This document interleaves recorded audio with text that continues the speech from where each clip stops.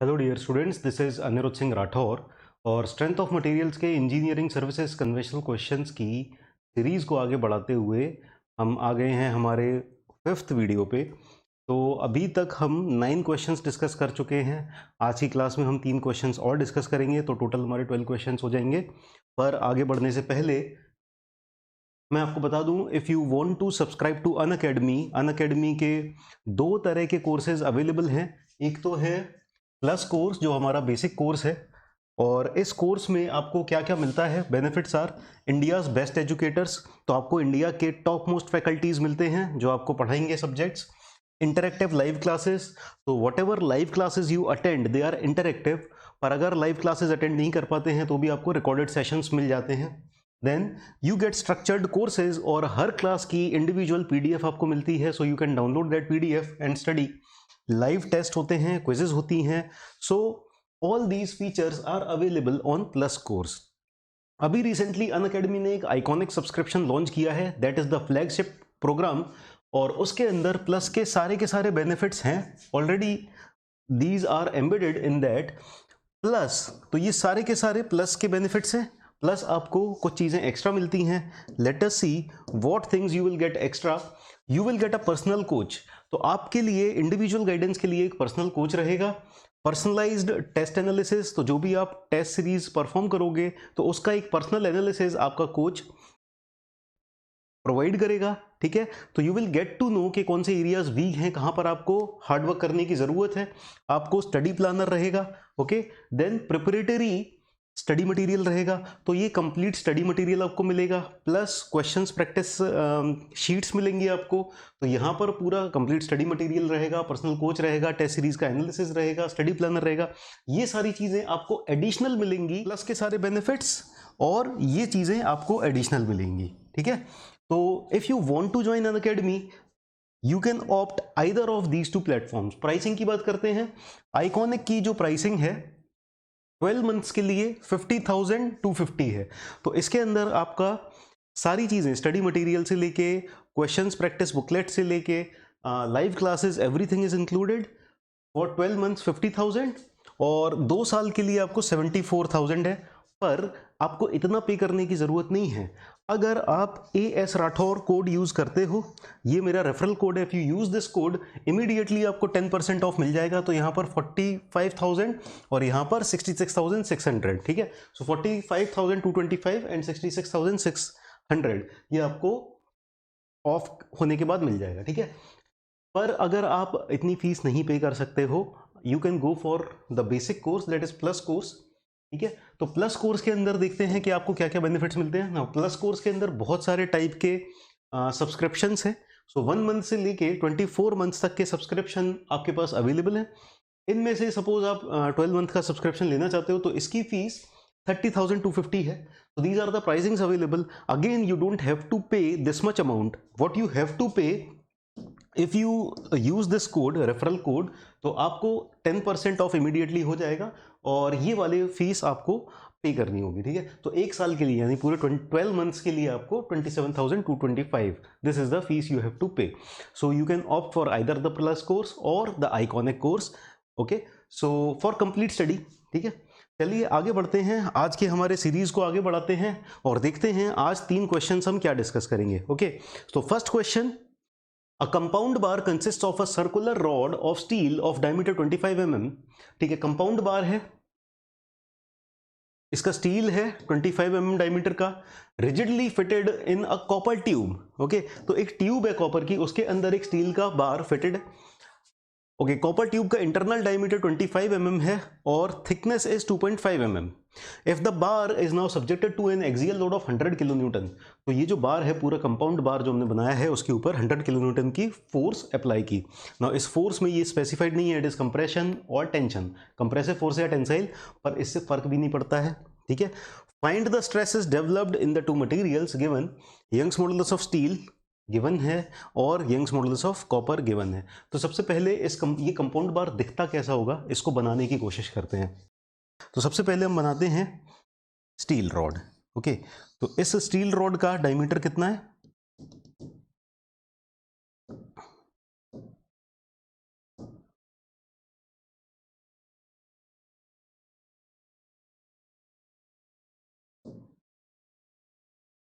तो इस steel rod बनाई हमने, इसका डायमीटर देखते हैं कितना है, डायमीटर है 25 mm, और फिर इसके बाद एक कॉपर ट्यूब के अंदर ये फिटेड है।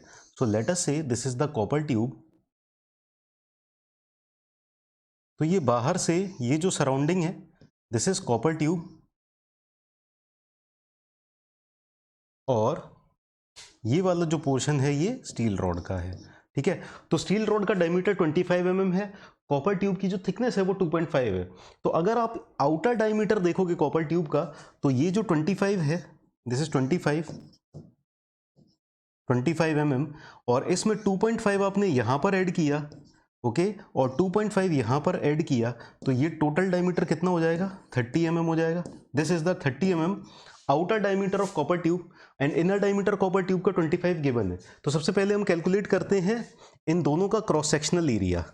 Okay, let us calculate the cross sectional area. Okay, तो cross sectional area of steel will be equal to pi by 4 into 25 square.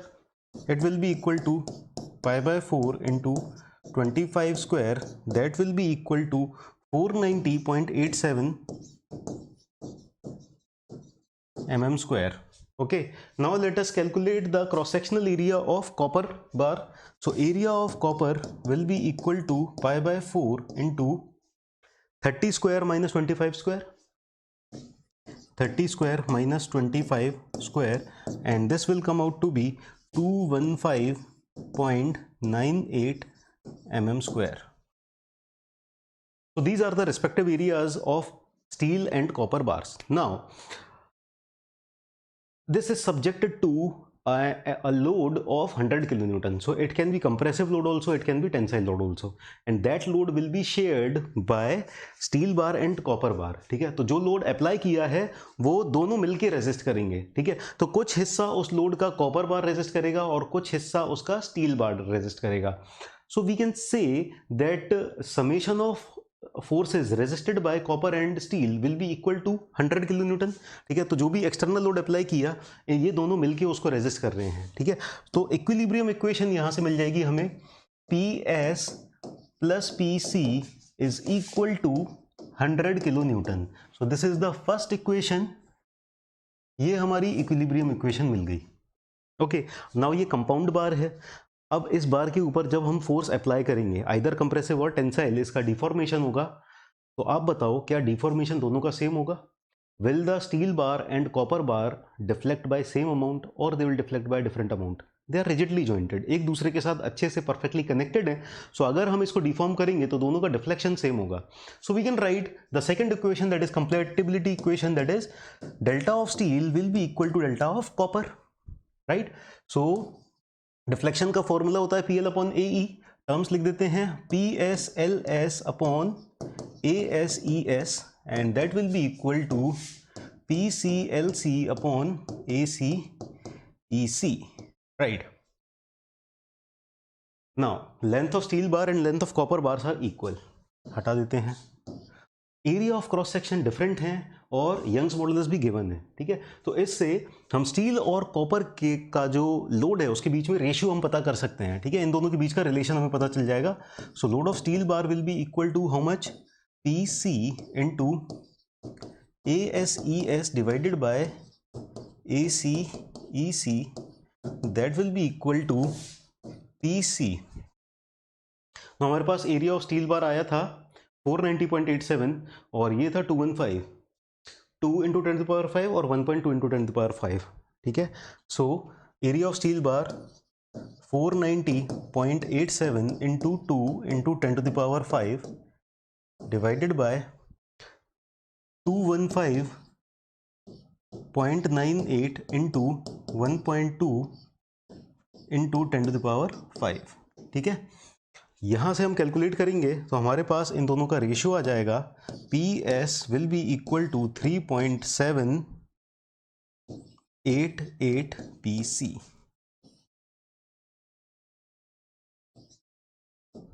PS is equal to 3.788 PC। ठीक है, अब ये हमारे पास रिलेशन आ गया, इसको इक्वेशन 2 लिख लेते हैं। इक्वेशन 1 हमारे पास ऑलरेडी है। इन दोनों इक्वेशंस को यूज करके हमारे पास force resisted by steel and force resisted by copper, ये दोनों आ जाएंगे. So they will come out to be force resisted by steel will be equal to 79.11 kilonewton and force resisted by copper will be equal to 20.89 kilonewton.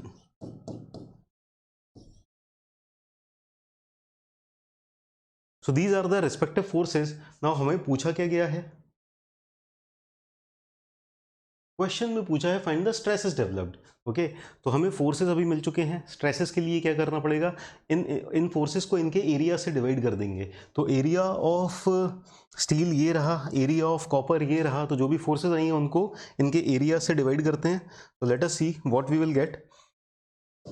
Stress in steel will be equal to force in steel divided by area of steel, that will be equal to 79.11 kilonewton को हम Newton में convert कर देते हैं 10 to the power 3 Newton. और area हमारे पास था 490.87 mm square. So we will get the answer sigma steel will be equal to 161.17 Newton per mm square. Okay, now stress in copper will be force in copper divided by area of copper 20.89 into 10 to the power 3 divided by 215.98 Newton, and this is mm square. So stress in copper will be 96.70 Newton per mm square. ठीक है. So it was easy question. और ये कितने marks का आया हुआ था, this was asked for 10 marks in ESE 2011. Okay, तो इसमें था कुछ नहीं, बस इक्विलिब्रियम इक्वेशन अप्लाई करनी थी. Summation of forces will be equal to 100 kilonewton and deflection of these two bars will be equal. Okay, तो आज की क्लास में हम तीनों क्वेश्चंस जो करेंगे तीनों कंपाउंड बार्स के ही होंगे. तो सबसे पहला क्वेश्चन ये था कंपाउंड बार के ऊपर. अब अगले क्वेश्चन पे चलते हैं. लेट अस सी जो अगला क्वेश्चन है वो कंपाउंड बार के ऊपर वो कैसा है. सारे के सारे प्रीवियस ESE क्वेश्चन ही हैं. A compound tube consists of a steel tube 150 mm internal diameter and 170 mm external diameter. ठीक है, तो स्टील ट्यूब का इंटरनल और एक्सटर्नल 150 और 170 दिया है. ओके, और ब्रास ट्यूब जिसका डायमीटर 170 mm इंटरनल है और 190 mm एक्सटर्नल डायमीटर है. ये दोनों ट्यूब सेम लेंथ की हैं. Okay, these tubes are of same length. Compound tube carries an axial load of 1000 kilonewton. ठीक है, तो यहां पर फिर से सेम लेंथ की कंपाउंड ट्यूब दी है. पिछले क्वेश्चन में था कि जो अंदर का स्टील रॉड था वो सॉलिड था. यहां पर स्टील रॉड भी हॉलो है और ब्रास ट्यूब ये भी हॉलो है, both are hollow. Find the stresses and the load carried by each tube and the amount it shortens. ठीक है, यहां पर एक एडिशनल चीज निकालनी है, डिफ्लेक्शन भी कैलकुलेट करना है, इजी है. Length of each tube is 140 mm. Take E for steel. ठीक है, यंग्स मॉडुलस 2 × 10⁵ और ब्रास के लिए 1 × 10⁵. ओके, तो सेम कॉन्सेप्ट लगेगा, एकदम एग्जैक्टली सेम कॉन्सेप्ट है. कैलकुलेट करते हैं, सॉल्व करते हैं. ओके, तो यहां पर लेट अस से क्रॉस सेक्शनल व्यू बना लेते हैं. ठीक है, let us draw the cross sectional view. This let us say this is the steel tube जो कि अंदर है, and let us say this is the brass tube. This is the brass tube. ठीक है, तो ये आउटसाइड में brass tube है और ये जो बीच वाला पोर्शन है अनशेडेड है, दिस इज हॉलो. तो ये वाला डायमीटर है 150, ये वाला डायमीटर है 150, this is 170 and this is 190. ठीक है, 170, 190 and 150. So let us calculate the areas of both. सबसे पहले हम दोनों के एरियाज कैलकुलेट करते हैं. So area of steel is equal to pi/4 into 170 square, outer diameter square minus inner diameter square, that will be equal to 1600 pi. Area of brass will be equal to pi/4 into again outer diameter square 190 square minus 170 square, that will be equal to 1800 pi. Okay, now इसके ऊपर अगर force apply करेंगे 1000 kilo Newton का, तो दोनों मिलकर resist करेंगे, both will resist. And let us say force in brass is PB and force in steel is PS. तो फर्स्ट इक्विलिब्रियम इक्वेशन हमें मिल जाएगी PB plus PS is equal to 1000 kilo newton. So this is the first equation of equilibrium. और पिछले question की तरह ही यहाँ पर भी कंपैटिबिलिटी कंडीशन यही रहेगी कि दोनों का डिफ्लेक्शन इक्वल होगा। Okay, so deflection of both bars will be same. So delta S plus delta S will be equal to delta B. Okay, so deflection का फॉर्मूला होता है PL upon E, P S L S upon A S E S is equal to P B L B upon A B E B. Okay, so L S और L B cancel हो जाएंगे because length is same, दोनों की 140 mm है। Area of steel 1600 pi, area of brass 1800 pi. Young's modulus इसका 2 × 10⁵, इसका 1 × 10⁵। Solve करने पे हमें PS और PB के बीच में रिलेशन मिल जाएगा। So PS will be equal to 1.778 PB। Now this is equation 2। ये हमारे पास दूसरी इक्वेशन है। हमारे पास दो इक्वेशंस आ चुकी हैं, दो वेरिएबल्स हैं। इन दोनों इक्वेशंस को सॉल्व कर लेंगे तो हमारे पास PS और PB की वैल्यूज आ जाएंगी। So let us see what are the values of PS and PB। PS will be equal to 640 kilo newton and PB is equal to 360 kilo newton. तो पहला पार्ट कंप्लीट हो गया। दोनों materials के अंदर फोर्सेस हमने पता कर लिए हैं। स्ट्रेसेस पता करने के लिए इनके एरिया से डिवाइड कर देंगे। तो let us find out the stresses. तो स्ट्रेस इन स्टील, ठीक है, सीधे डायरेक्टली रिजल्ट लिख लेता हूं। That will B PS upon AS, यानी 1600 पाई से डिवाइड कर देंगे, हमें मिल जाएगा 127.32 न्यूटन पर mm²। और stress in brass will be equal to 63.66 newton per mm²। 63.66 newton per mm²। Okay, तो these are the stresses. Okay, now let us calculate the deflection. So deflection का formula होता है PL upon A. So we know कि deflection of steel bar और brass का दोनों का जो डिफ्लेक्शन होगा वो सेम होगा। आप किसी से भी कैलकुलेट कर सकते हो, हम स्टील से कैलकुलेट कर लेते हैं। So that will be equal to PS LS upon AS ES। Now load in steel is 640 kilo newton, तो इसको न्यूटन में कन्वर्ट कर लेते हैं। Length of both the bars is 140 mm divided by area of steel bar is 1600 pi and this is 2 × 10⁵ Newton per mm²। So the value will come out to be 0.089 mm. So this is deflection, right? So this was the second question of today.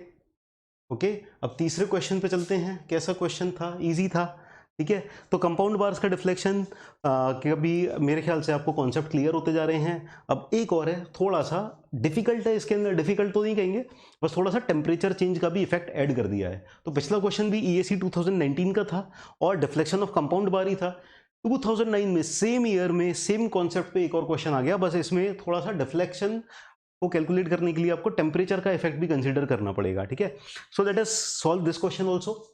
3 vertical rods carry a tensile load of 100 kilo newton. तो 3 vertical rods हैं हमारे पास और ये मिलजुल के कितना load resist कर रहे हैं? वर्टिकल रॉड्स हैं, ठीक है, tensile load of 100 kilo newton. So यहाँ पर 100 किलो न्यूटन हमने लोड अप्लाई कर लिया। तो these 3 rods are carrying. Okay, area of cross section of each is 500 mm²। Their temperature is raised by 60 degree Celsius. Okay, तो load की वजह से तो डिफॉर्मेशन होगा ही, लेंथ चेंज होगी, प्लस टेम्परेचर राइज की वजह से भी इन तीनों का लेंथ चेंज होगी। Okay, and the load is now adjusted that they extend equally. तीनों का एक्सटेंशन सेम है। Determine the load shared by each. Okay, outer 2 rods are of steel, so this rod is of steel, this rod is of steel and the middle one is of brass. So this rod is of brass. तीनों का area 500 mm² है। तीनों के ऊपर जो load लगाया हुआ है combine load is 100 kilo newton, ठीक है, and their extension is same. तो यहाँ पर कंपेटिबिलिटी कंडीशन तो खुद ही क्वेश्चन में बता दी कि इसका डिफ्लेक्शन इसके बराबर है, इसका डिफ्लेक्शन इसके बराबर है, तीनों का डिफ्लेक्शन सेम है, और ये तीनों लोड कैरी कर रही हैं मिल के 100 किलो न्यूटन। तो लेट अस से स्टील के अंदर जो यहाँ पर फोर्स आ रही है वो पीएस है, तो इसके अंदर भी पीएस आएगी बिकॉज ऑफ सिमेट्री। आउटर दोनों रॉड्स स्टील की हैं और डिफ्लेक्शन भी सेम है, एरिया सेम है।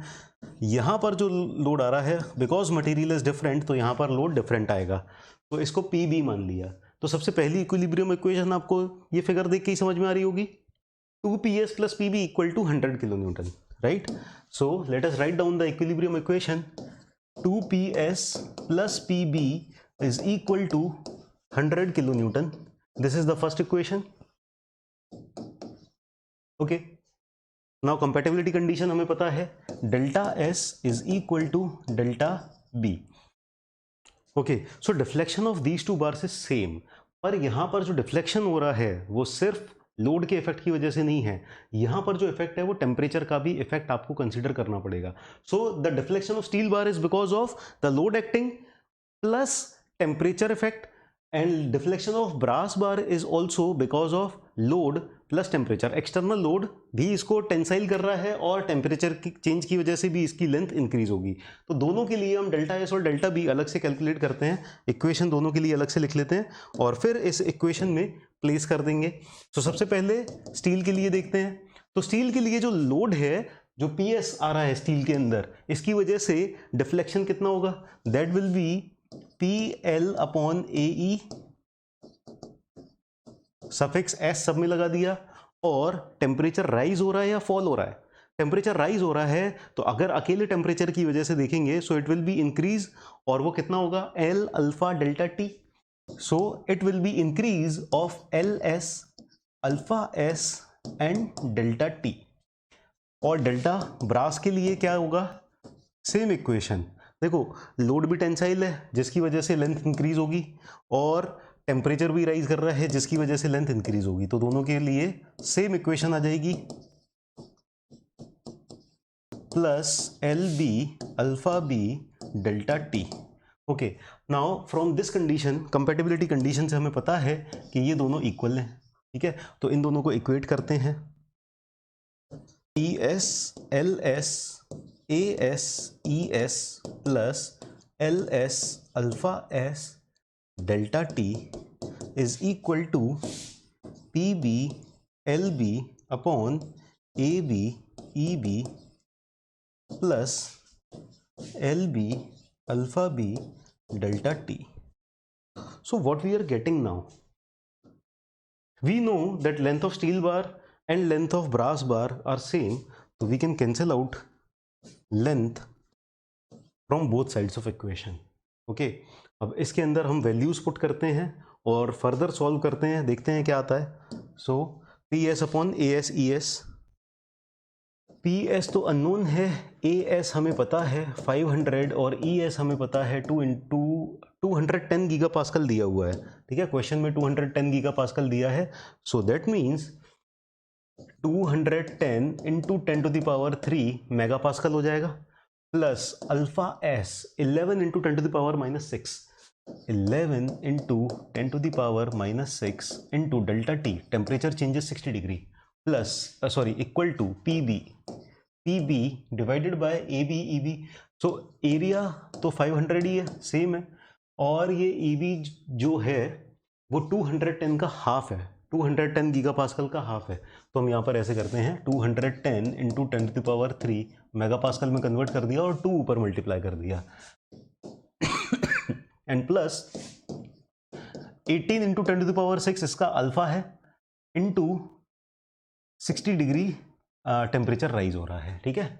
तो यहाँ से अगर हम कैलकुलेट करेंगे तो हमारे पास आ जाएगा PS minus 2 PB is equal to 44.1 kilo newton, ठीक है। This is the second equation. तो हमारे पास दो इक्वेशन क्या क्या आ गई,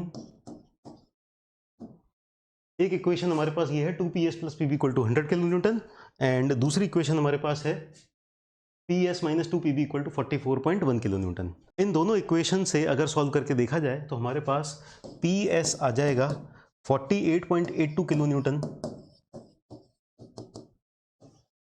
and we will get PB is equal to 2.36 kilonewton. So these are the values of loads resisted by steel and loads resisted by brass. So this question was also not very difficult.